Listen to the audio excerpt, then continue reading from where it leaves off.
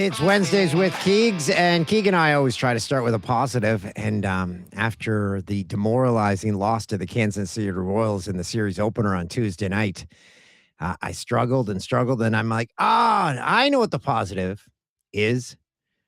Ernie Clement's nuts are okay. I hope so.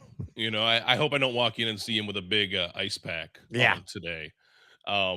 There, before I even watched the replay, I could kind of tell based by I don't remember who was on deck, but they went over and instead of like calling for the trainer, they just kind of had their arm around him Yeah.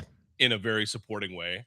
And John Schneider, even after the loss, like he was trying not to crack out laughing on the podium because he got a couple of questions about like how do you support a player, and like he's up there thinking, dude, he just got hit in the nuts. Like Yeah. there's not much you can do beyond being like spiritual support in that moment. We've all been there. I mean, half of us have been there, and it's only something that time can heal. So, I like an inning later, Ernie Clement had a dive into the hole. He's playing second base, dove on a ground ball that he couldn't reach over second, and it looked like he just kind of landed on himself again. It took him a while to get up. So, credit to him, and to do all of that, you almost deserve a base hit. Mhm. Unfortunately, didn't get it. The Jays broadcast in a unique move did not show the replay. So I was at the game. We all determined, yeah, that's what happened. Um, and then we had the discussion in the box.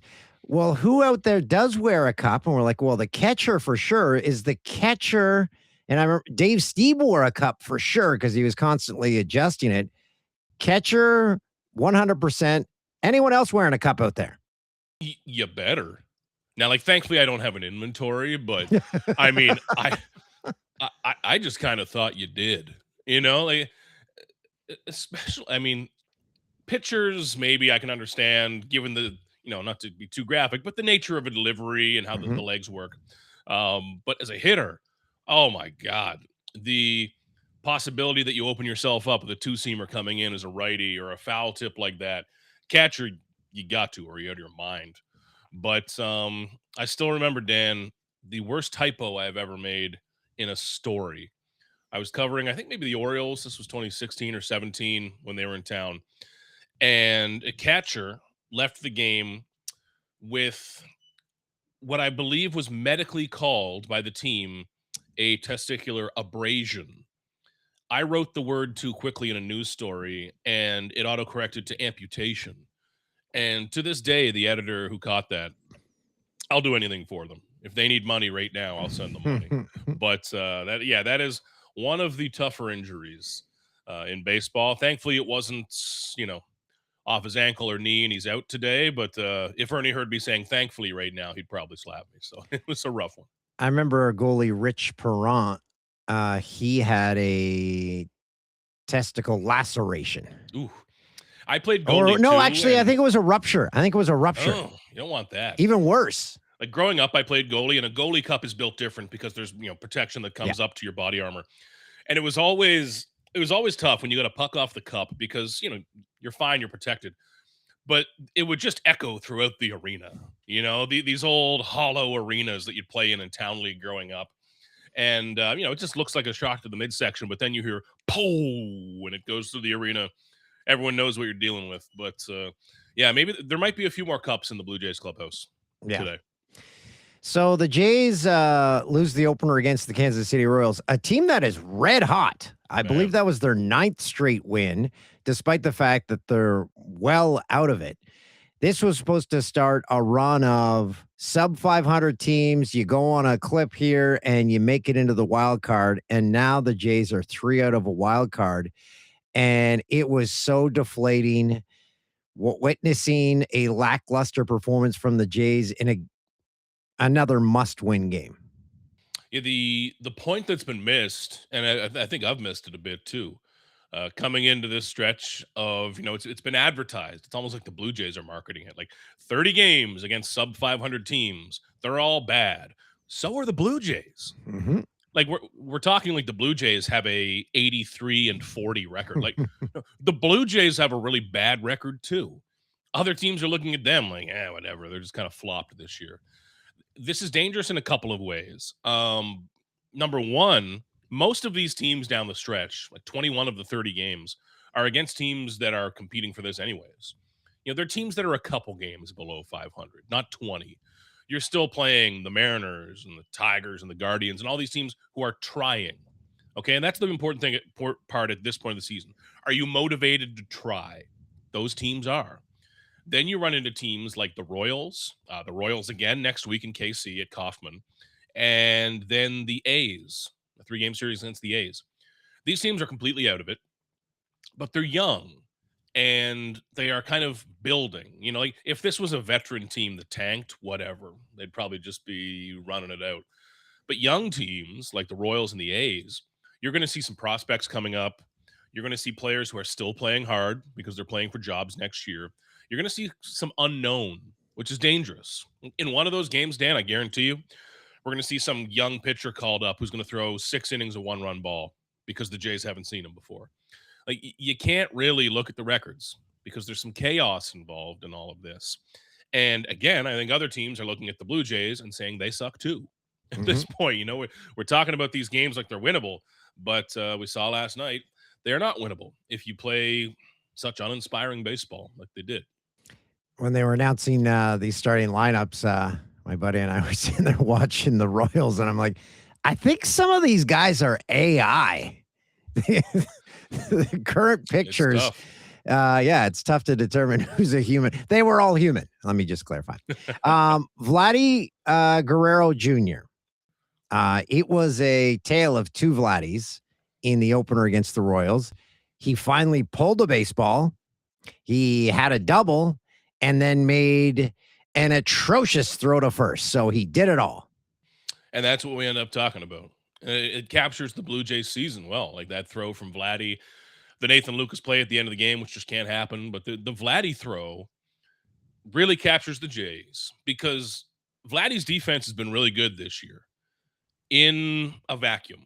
And you're still allowed to say that, okay? I know that a lot of people who need therapy on Twitter get very upset when you say a good thing about Vladdy. His defense, period, has been good. He's probably going to be an AL Gold Glove finalist. It's graded out very well. But that doesn't matter because the Jays aren't scoring. They're not hitting for power, which means that every little mistake turns into the big mistake. If you are scoring runs, maybe you're up 8-3 and Vladdy makes that play. Nobody cares. It's never asked about. And we forget it. And the broadcast and us in media are probably saying, it's one bad play, but defensively, at least he's been good. But because the Blue Jays aren't scoring, which is really tied to Vladdy, it gets exposed. And it's the backbreaker in all of this. It leads to such an anxious brand of baseball, Dan. Like I would imagine that watching the Blue Jays as a fan, and again, like I don't care who wins. That's not my job. But I assume that watching as a fan has been exhausting. Oh, horrible. This year because these games are just win a game 10-1. Once a week, have a laugher. Even the losses don't let you tune out after the 7th inning and get an extra 40 minutes of sleep, right? It feels like an exhausting brand of baseball, and that captured it so well because it doesn't matter that he's been good defensively all year when one play like that in another low-scoring game flips it so quickly. And every big moment, it seemed, in that game, Jesus Sanchez stepped to the plate. And again, nothing against the guy, but I'm like, I would pick anyone else in the lineup at this point to step into his shoes. It's tough, man. Sanchez defensively is having one of the worst seasons in baseball. I know he DH'd yesterday. Defensively in the outfield, by some metrics like fielding run value, is one of the worst defenders in the sport this year. I think only Lawrence Butler on the A's grades out worst. It's bad. Now, over 89 games, he's hit 8 home runs. And yeah, the 745 OPS is good. But I think just like Vladdy, Dan, and just like that Lucas play, all of these things we can trace back to the root of the Jays not scoring enough. And they want to get him in the lineup at all possible because he represents maybe a chance to run into a homer, which he's doing every 11 games. It's not all that inspiring. That's a 16 or 17 home run pace. but they want to get him in the lineup because he gives you a shot. Now, I mean, when he got hit by the pitch and stared down the pitcher, what the hell are you doing? I don't know. I think that was kind of mentioned by Joe in the broadcast as well, which I appreciate. But if you get hit by a slider, just take your base. My God. But with Sanchez, it's tough to play him defensively right now. We kind of saw that with the value of Miles Straw in left field. And this is a good comparison, Dan, between Straw and Sanchez in terms of how the Blue Jays are going to try to win baseball games. I forget if it was the 5th inning, maybe, but Miles Straw on that Salvador Perez RBI hit into the left field corner. He races over. Number one, he cuts off the ball. Number two, he does something that Jesus Sanchez really struggles to do, which is to throw to the right base. He threw to second base, stopped the running game. It was just a completely solid, fundamental defensive play. The next batter, Miles Straw, races in, sliding catch to end the inning. I don't know if Jesus Sanchez makes either of those plays. He sure doesn't make both. I don't know if he makes either. That alone was a couple of runs saved by Miles Straw. So we talk about producing runs. I hate the word run prevention, Dan, because just say pitching and defense. Stop trying to sound smart. But you can also prevent runs. Miles Straw prevented, in my opinion, a couple runs last night. If the Jays are stuck in these 2-1, 3-1 games, I'm almost more attracted to that profile in the outfield. And try to find your offense out of Kirk and Springer and Vladdy somehow. But Sanchez has been a tough play. And if you're in the DH spot, you've got to be hitting, not just a bit, like you've got to be hitting. And it's a clunky fits. When he came to the Blue Jays, I thought guaranteed he'd be here both years. Next year feels a bit iffy at this point. Because of this inept offense, you're grasping at straws as to what could have been. And one of those moments was Ernie Clement shot down the right field line, shot to the heart, and and it went off the outfielder's glove. They ruled it a foul ball. Here's my question about that play: how do they not have a set camera down both lines? That and like the lack of an angle into the left field corner, which our press box is above that. I haven't seen anything that's happened in the left field corner. No one has. No one. That's a hot topic, and so is Dan. I think this is going to be a bigger topic around the league. John Schneider talked about it in New York when I think it was Ben Rice with that high home run over the right field pole. It's at a certain point, my understanding is that at a certain point, the lasers or whatever it is go away, and you're just kind of using math to figure out whether it went over. And at a certain point, I would expect this to go a little more NFL style, where you can really, really measure it. And so much of that's in place. So are you talking about like a chip in the ball? I don't think it would be a chip in the ball, but maybe just more extreme camera usage at that point. Because like the moment, Dan, the moment that Vladdy hits a baseball, within 3 seconds on my laptop, I know the exact miles per hour, the exact angle, the exact expected this. There's enough cameras in that building. Like, if you really stop, I guess when it's full, it's hard to do. But some days, Dan, like I'll stop and look around when the dome's empty. And if you look for them, it's like camera. They're everywhere, right? So that's got to be coming. Hopefully, unlike the NFL, hopefully it doesn't take like a really controversial play in like the World Series to make this happen. But that was another one. That was a rule I hadn't considered. Like when he dropped that foul ball, I just thought, oh, end of play, whatever. But the replay kind of showing like, was he on that line? And how do you draw that line? Like kind of like tennis style where they have the computerized replay view. But that's got to be coming, though. I would bet pretty heavily on that coming. Major League Baseball is a $1 billion industry. You can't get a GoPro and just lock them off? Like, they spent it all on me, Dan. There's no money left. all the money went to me, the camera budget. So I think the deflation of the loss was amplified by the news that Jays fans walked into the stadium with, and that was Shane Bieber injured. That's brutal, man. Two sides to this, Dan. Number one, the team side. Like, they need him. They need good pitching down the stretch. Shane Bieber had looked really good lately. He looked back to himself, finally, and it's taken some real time, honestly, but he looked back to himself, and that was so crucial because then you had Cease, who is elite by every definition, Soriano, who can be very good, bit inconsistent, but can be very good. And then Bieber, who can win you a game. If 3 of your 5 starters can win you a ball game, even when the offense is bad, you're in a great place. But now without Bieber, I mean, they go to Max Scherzer needs to stay healthy, Spencer Arrighetti, maybe Jameson Tyone when he comes back. It's not good. It's a bad scene. On the individual player level, Dan, like I feel for the guy because again, I'm not cheering for teams here whatsoever, but on a professional level, I want to see guys get their shot at free agency at the right time and get what they have earned.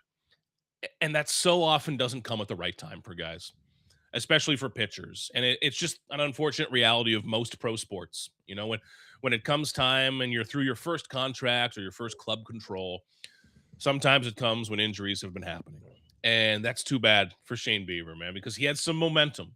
And I was starting to think, will they qualifying offer him? Would the Blue Jays be interested in bringing him back? And at points, like Bieber's been a Cy Young winner. He's been one of the best pitchers in Major League Baseball at points in his career in his 20s. 30 now, I believe. But now it could be trending more towards Dan, like a 1-year deal with an option, like reestablish yourself type of deal. And that's tough. You know, there's a human side to this as well. If he gets back in the regular season, big success. But if it's late August and he's being shut down for a couple of weeks, like we're probably around September 8th or 10th when they reevaluate this. Is that enough? I don't know, man. Like I think between Bieber and Savage, if you get one of them back at the end of the season, fantastic, but you can't plan on it at this point. Any word on you, Savage? And because we determined they've got to be right in the thick of it for him to come back. Has anyone mentioned how he's doing? It still feels unlikely to me. Just knowing how injuries have worked this year with the team. He is in Florida at the complex. He's throwing on flat ground, but again, like Dan, that could mean he's just standing with his feet planted flat and like throwing. I don't know what throwing means at this point, right? But John Schneider did say that his range of motion in his knee is like a little better than they expected. So meniscus is like such a wide range. Like you can be totally cool a week or two after, or you can be down for a while. You Savages we've talked about, he needs that lead leg, which he slams down on to be really strong. Like I don't want him coming back at 95%. I think that's dangerous. Mhm. So we'll see. I think he's kind of on that same timeline as Bieber, where a week into September, you have to have a bit of a feel because you Savage in his case, ramping up to be a 6-inning starter, I think that's way out the window. That's gone. Do you want to try to ramp him back up to throw like 30 or 40 pitches? Are you considering long-term risk at this point, or do you just go for it? Again, I would bet against it, but it's not zero. It all depends on if the Toronto Blue Jays can do their best Yeah. impression of the Kansas City Royals and just clip off 9 straight. It 9 feels straight unlikely. would bring him everyone back. I think the Jays' longest win streak this year is 5, which just That's captures who even they longer than I are. thought. I thought their longest was 4. And it may be, it's definitely not 6, but it may be at this point because one team is going to get hot, and that is what's going to define this. I know I'm not breaking news here, just as I look up their long win streak. But this is not about playing slightly above 500 baseball. Like you're not trying to play efficient, just a little bit better baseball. And now that I look it up, Dan, it is just 4 games. That's rough. Like that's really rough. Playing, 29 games left, playing to a record of like 15 and 14 doesn't get you anywhere. You need to go on a real streak, which means you need Mhm. ceiling, not just steady, good baseball. You need ceiling, man. One of these 7 teams is going to win 8 games in a row. You need offense to do that. And the Jays don't have that. Maybe this changes completely and they figure it out. But right now, with the structure of team and the style of team we're looking at, they're not built for a winning streak. They're not. They are built to win 11 out of every 20 games They're type built of to thing. infuriate. Yeah, they are. But they're built to incrementally win. And since they haven't done that, they're in a really bad spot Yeah. because they need a streak. Like they need to win 20 of these last 29 games. And I've learned to never count anything out in baseball because I didn't see this season coming. But I think everyone can agree we haven't seen much from this team this year that makes you believe that's coming. Yeah, no chance. But you never know. You That's why they never play the know. games. Thanks, Geeks. You got it, Dan.